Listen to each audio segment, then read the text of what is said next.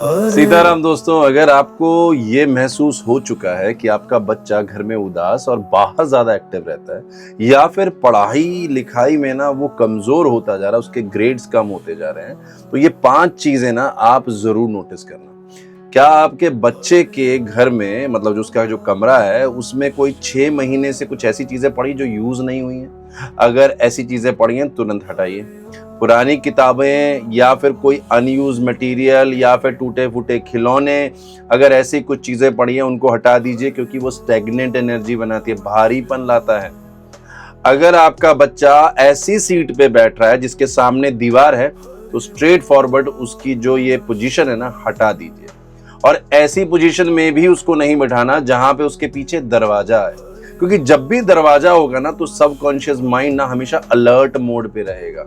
वो कभी भी ना अपने आप को ना मेडिटेटिव मोड में नहीं रखेगा, मतलब ज्ञान अर्जित करने के मोड में नहीं रखेगा। वो हमेशा ना अपने आप को सर्वाइवल मतलब बचाने की कोशिश, अब वो कोई भी हो बचाने की कोशिश, चाहे वो किसी चीज का भय हो चाहे कुछ भी हो, वो सर्वाइवल मोड में रहेगा। वो उस मोड में कतई नहीं रहेगा जहां पे वो ग्रैब कर सके। इसके साथ में अगर आपके घर में और बच्चे के कमरे में लाइट ज्यादा नहीं आती, प्रॉपर सनलाइट नहीं आती, वेंटिलेशन नहीं है, तो याद रखिए ये सबसे बड़ा वास्तु दोष है।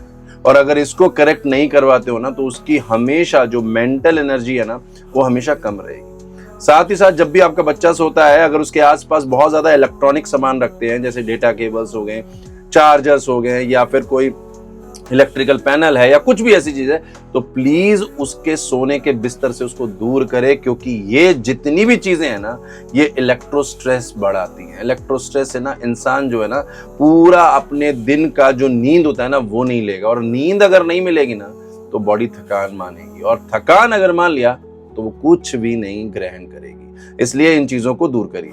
तो लास्ट जो है ना वो बहुत इंपॉर्टेंट है।